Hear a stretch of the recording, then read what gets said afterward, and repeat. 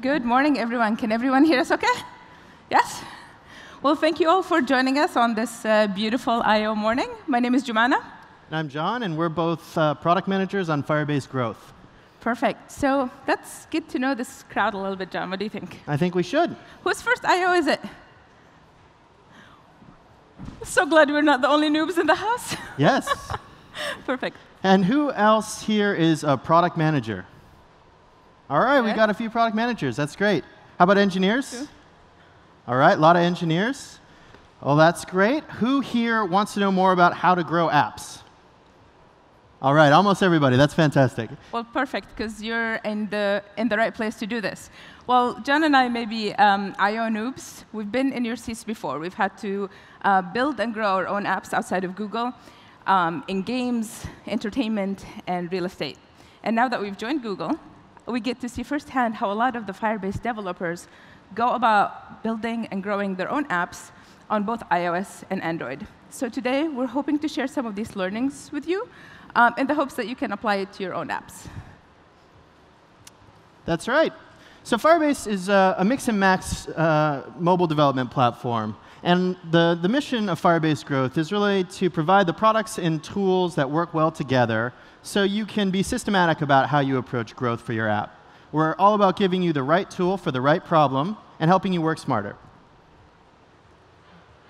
So before we go any further, I wanted to share with you this simple framework. It's a framework that a lot of product managers inside of Google use to think about how to grow their apps. It's a pretty straightforward framework. One is understand how your users are behaving inside your app. Two is identify different and important segments of user inside the app. And the third part is experiment with different ways for how to address the needs of these different user segments to drive more user value and better app growth. So we're going to go through and see how Firebase maps to this framework a little bit and how it helps you at each stage. And we'll start with the understand part. So as John mentioned, Firebase is all about helping you work smarter, not harder. So by simply installing the Firebase SDK in your app, you get the power of Google Analytics for Firebase at your fingertips. So what does that really mean? In practice, that means that without writing any additional code, you get a whole bunch of default events and user properties to start understanding the users inside your app. You may be asking, what kind of info do we give you? Well, first of all, you get a whole bunch of demographic information to get to understand who your users are. So age, language, interests, country. You also get to know more about their devices, so the device category, the actual device brand, model, and even the OS that the device is running. And some information about the app itself. So for example, what app store did they download it from, and what app version they're running. We also tell you stuff about retention. So basically, how long are you able to hold on to these users? And when they are in your app, how much time are they spending inside your app? If you're monetizing, we also tell you some information about monetization, how people are spending inside your app. If you want to make these default reports a lot more higher fidelity and a lot more useful for your business, you should consider adding our predefined and suggested events. What does that mean? So say, for example, you have a shopping app. We have events such as add payment, add to cart, begin checkout, purchase, share, and refund. Each of these events also come with a host of suggested attributes. When you provide these to us, you can capture key moments in your user journey. The reason to use them really is threefold. One is less code to write. Two, you don't have to reinvent the wheel. We're giving you suggestions for what we think is important. And third, and most importantly, it allows you to take advantage of future improvements inside Firebase. These are the events we enhance the report based off of, and we build new features on top of. So if you use them, you are kind of ready for the next thing that we build inside Firebase. And if there are more unique events to your app, you can still capture those. And you can capture those via custom events. And one thing we've announced at I/O is that now you can generate reports for custom events inside Google Analytics for Firebase, which was not previously possible. The other part that's really kind of important to start to get that a little bit more definition about your user base is to start using user properties. So to go back to our shopping example, say that after a certain number of purchases, you start tagging people as frequent shoppers. Now, every time they log any event, this user property gets automatically logged with every event. So what does that mean in practice? it means that at the end of the day, you'll be able to go back to your analytics reports and slice and dice them based on these user properties and custom audiences. So that means you can start to develop a little bit more nuanced understanding. Do frequent shoppers have different behavior throughout the app than other users inside your app? So you've got a lot of signals coming in. You've got default, predefined custom events, as well as user properties. And all of this information coming in, it helps you identify important user groups in your app so you can take the appropriate action. So if you treat your user base like a single monolithic entity, the user experience is going to suffer. Users are all different, and they should receive different experiences. So they're going to maximize the value that they get from your app. As an app owner, you need the flexibility to split your overall app audience into subgroups that are going to receive different experiences. With Firebase, you can build custom audiences using events like session start or level up, or with user properties like age, gender, and language. You can combine events, parameters, properties to define almost any subset of users that you might like. And your custom audiences connect across Firebase and with other Google products like AdMob and AdWords. For example, let's say you wanted to use audiences to easily set up notifications for only your paying customers. Well, you can do that. And you could have a different set of notifications for everyone else. So here's an example of a Firebase developer that had some great results from using custom audiences in analytics. And that's Cookbook. So they built custom audiences based on location, and they used those audiences to drive custom onboarding experiences for those different audiences. So those audiences would have an onboarding experience that is unique to their locale and a little bit more friendly and familiar. And all of this was powered by remote config, and we're going to talk a little bit more about remote config in a second. But when all was said and done with this use of custom audiences, Cookbook found that they increased their signups by 207%. So fantastic results. So I think we want to do a little demo to showcase the power of targeting. We do. So the nice thing about targeting, it's all about delivering delight to your users by giving them what they want when they want it, based on what they're thinking about. Yes. John, you want to help me demonstrate this? Yes. Don't worry. No one's going to get hurt. Safe. Who would like a Firebase T-shirt? All right. Ooh, who does not want a T-shirt? I'll try to avoid you in the back. All right. We have a large audience here of folks who are looking for T-shirts. All right. I've never used this launcher before. Yeah. So. First time. People in the front row have to guard their face a little bit. So. Yeah. Protect your glasses if you're wearing glasses. Yeah. Here we go. All right. Oh, OK. So we can go. They told us not to go higher with the pressure. Obviously, we can go a lot higher. We can go a lot higher. We can go a lot higher. Don't hit the ceiling.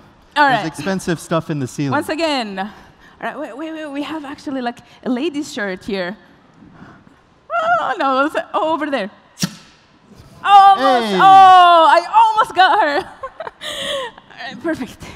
A few more? A few more, just for fun. Yeah, it's important to highlight honestly, just until this canister is done. Woo! The value of targeting here. Dude, yeah. Important. Delight through targeting. Oh, wait. I'll do one more of these. These go farther. All right. OK. Oh! OK, well, I'm glad it didn't. But you can still get it. See, that what happened when you are delivering to the wrong audience. Couple more. You want to do one? I want to do one. The old-fashioned hand cannon. For the front row. Do you want to do one? Never gets it. Last one? OK. Last one. Aim it far, but don't hit anything. Aim it far, but don't hit anything. All right. Eyes closed. Whoa! Oh. Almost got the camera. That one was for, our for the live stream audience. Is not happy with me right now. That's OK. All right. Put the launcher away. Away. All right. Well, forgive us for the silly demo, but it is really about delivering delight by delivering what your users want when they want it. Yeah, that's it. And that's what targeting is all about. Right. You can't just go down the street blasting people with T-shirts. They have to want it. Or with notifications. So we'll talk about that a little bit more. Right. Well, the power of Firebase growth is really that in addition to great analytics, you get a powerful set of products, tools, and integration. And they all help you test out different experiences. And you can see what works best for you and for your app. So in the next section of the talk, we're going to walk through some examples of how you can use Firebase to drive all the things that you care about: acquisition, retention, and monetization.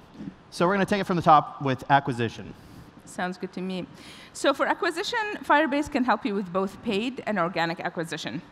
So let's start with paid. So Firebase can help supercharge basically your AdWords app acquisition campaigns, which are becoming the most popular of these nowadays are the universal app campaigns. And they're popular because they automatically optimize where to display your app acquisition ad across search, YouTube, Google Play, and more. The way that Firebase can help your AdWords paid acquisition campaigns is because these conversion events we defined earlier in the talk, now you can import these into AdWords and let the power of Google machine learning optimize what users to show your ads to based on their likelihood to perform the same conversion event.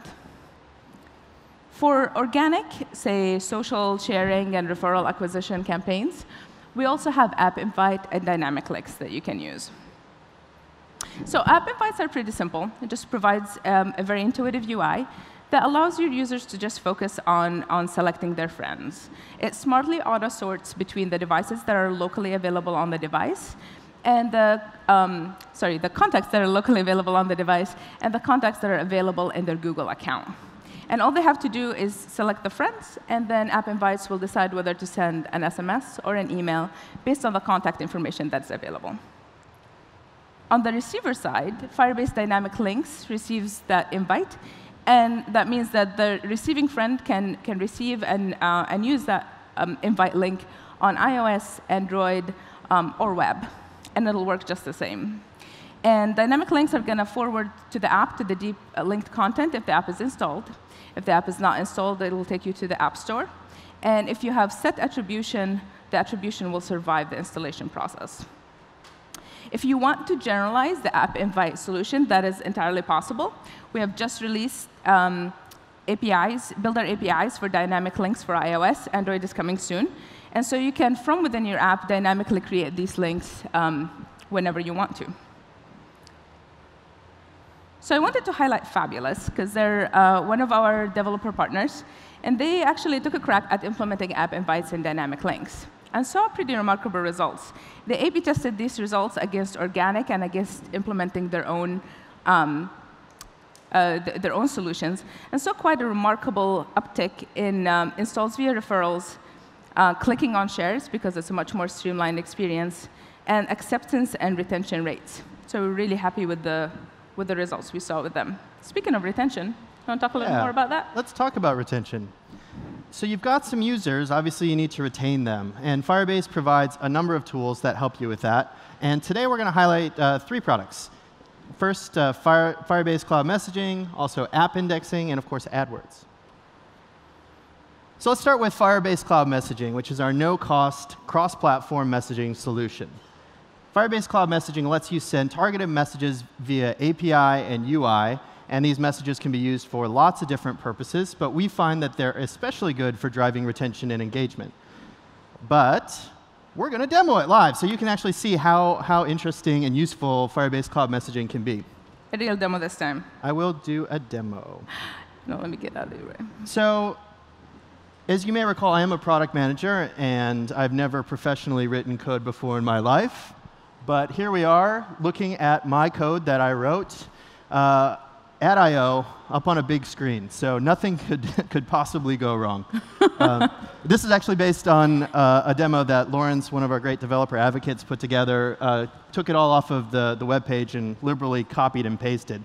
So you'll get to see kind of how Firebase Cloud Messaging works to deliver messages to a device. So FCM consists of 3 important parts, first of which exists on a device, like these 2 devices you see here, my Android device, which I forgot how to wake up. Hey. And I'm just going to open this up here so we can see my really sweet Android app that I built for this demo. It's called I/O Demo. It's really cool. What it lets you do is register with FCM and get messages. And that's about it. So not the most exciting app, but really useful for showcasing showcasing the power of FCM. So what's happening here is that this device is talking to FCM. It's getting a token, and it's sending that token, which identifies this device. It's sending that up to my app server, which is the second part I want to talk about. So this very simple web page over there is my web server. And it also doesn't do very much. It's not the most exciting app server in the world. But what it does do is it sends messages to my 2 devices here, which I've got registered. And I don't know which is which, so I'm just going to type a message into this box. Which phone is this? Which is this phone? Which phone is this? And I'm going to click send. And one of those phones is going to light up. And it was that one. It was my iOS phone. So I know it's that one. So by process of elimination, this must be my Android phone. I really hope so.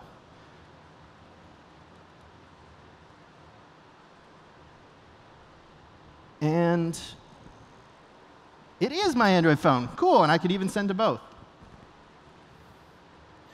Right. So I don't know if you find this as cool as I do, because I've never written code before, but I find it really cool that I can make messages fly onto either of these 2 devices using a web page that didn't exist a few hours ago. So that's really interesting to me. What's going on behind the scenes is this. It's a curl command. Didn't know curl a couple of hours ago. It's calling the FCM server, the FCM HTTP API here, the send API. It's using my auth key and the 2 tokens that these devices provided.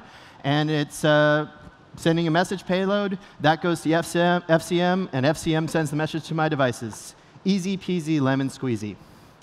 So if you don't want to write your own app server, you could actually go to the Firebase console, and we built one for you.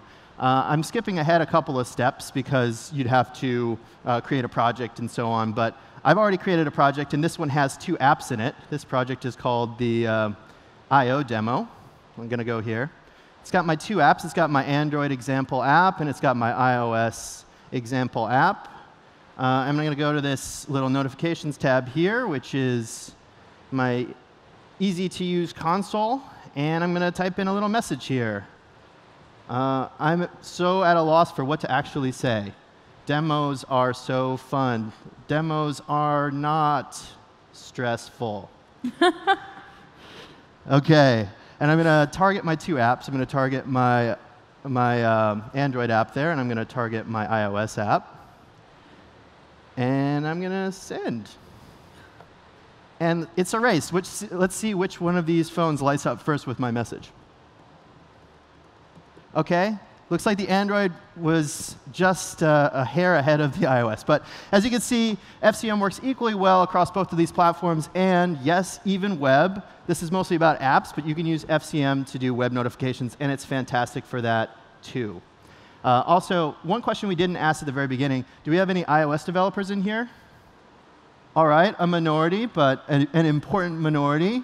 And iOS actually is very important to us at Firebase. You'll be happy to know that we've added some great features for FCM that relate to iOS. We've cleaned up and improved the SDK a ton. And we've also added support for the new token-based authentication. So if you've ever had to struggle with certificates, that problem is no more. So exciting times. Oh, one last thing.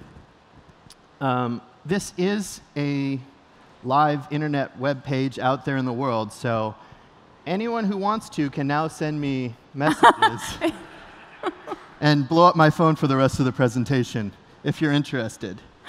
So fire away. I think maybe back to slides at this point. Well, just put those in my pocket. Away. Yeah, there's live streamers at home trying to figure out what's the worst thing they could send to me. All right, perfect. That was a great demo. Thank you, John. All right, well, don't take my word for it. A real-world example where a customer or a Firebase developer has used FCM to great results is Myntra, which is an e-commerce app and website for branded apparel in India. And they used analytics to define target audiences for notifications. Yep. When they did that, notification rates went up by double, or they doubled. And they had 3 times the conversion rate when they moved to those targeted audiences. So great results for Myntra using FCM. Perfect. So how do you reach users if they're elsewhere on their device or if they have disabled notifications altogether? That's where things like app indexing can come in handy and come into play. What app indexing, if you've configured it correctly with your app, allows you to do is surface your app when users are searching for the kind of content or the kind of product that your app provides. They can be searching on either Google Search or through the Google Assistant. And if your app indexing is configured correctly, your app will show up in the search results. And the more that your app is used by your user, your ranking can actually improve in the search results based on app usage. One developer we wanted to highlight that used app indexing quite successfully was the Daily Mail newspaper out of the UK. I mean, they saw some good boost in impressions and stuff like that, but the numbers that caught my eye were the numbers about the improved engagement. So what that tells me is that basically they were able to recapture people who were already heavily engaged with the content, whether or not they were heavily engaged with their app at that point. So it kind of allowed the rekindling between those users who are engaged with that type of content and the app that maybe they had forgotten about if they had not rediscovered it through search. Another great way to also recapture your user base is, again, through AdWords, especially the re-engagement campaigns. And going back to how Firebase helps you here, if we go back and think about our shopping app example, if you did go ahead and define a custom audience for these frequent shoppers, then you can import this custom audience right now into AdWords as a remarketing list, which means you can now target your frequent shoppers, say, with an ad campaign for when that next summer sale comes around and you want to bring them back into your app. So, speaking of sales and purchases, let's talk about every PM's favorite topic, which is, of course, monetization. So many of the tools that we've already talked about can be used to drive monetization. But in this section of the talk, I want to dive deeper on one in particular, and that's remote config. So remote config is another incredibly powerful Firebase tool, which allows you to put parameters into the cloud. And these parameters can be used for lots of different purposes. What you get with these parameters is really the ability to modify your app remotely without doing a deployment. So incredible flexibility here. It's also integrated with analytics, so you get all of the power of analytics, audiences, and targeting, and you get this just fantastic ability to remotely configure your app to drive monetization, which is exactly what our next group of examples used remote config for.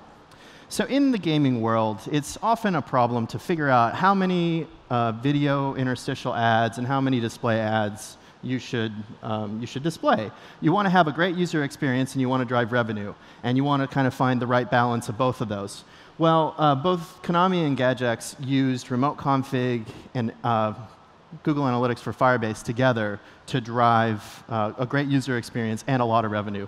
So Konami, they tied the frequency of their ads to some remote config parameters and kind of played around with them until they reached a great new equilibrium. And they found that when they did this, they increased their rewarded ad views by 20% and their advertising revenue as a whole by 18%. So really phenomenal result for them. Gadgex ran a really similar experiment with remote config. They found that they were able to drive both session length and simultaneously advertising revenue by getting to a new optimum. So really great results all around there. So to sum up what we've been talking about, Google Analytics for Firebase gives you powerful analytics and custom audiences that can help you understand and segment your app audience. And in addition to great analytics, Firebase gives you a bunch of powerful tools, and they're all in one place. They work together super well, and they help you drive growth across the dimensions of acquisition, retention, and monetization. In short, Firebase helps you unlock opportunity and success for your app. So before we leave you today, I wanted to invite you all to join the Firebase-wide alpha program. This is going to give you pre-release features and products in alpha stage, meaning they probably are going to have some issues. But the reason we want to give you access to these products is that you can help shape the direction of the product from the get-go. We want to hear your feedback. We want to know what's important to you. And this is our way of giving you a sneak peek of what's about to come around and give you a chance to influence it before it hits market. So this is for all Firebase features, not growth features only. And you can sign up today by going to firebase.google.com/alpha. And while you're at I/O, what a better time to keep learning about Firebase and growth overall. So I wanted to point you to a number of other cool talks that are going on at I/O. Some of them you can catch live. Some of them have already passed, but you can still catch them on YouTube yeah, YouTube, right? Yeah. You can catch them on YouTube. And if you have any questions, John, myself, and the rest of the Firebase team, we have a sandbox across from stage 7. So please do come by, say hello, ask your questions, and let's just geek out about app development together. Thank you so much for your time. Thanks, everyone.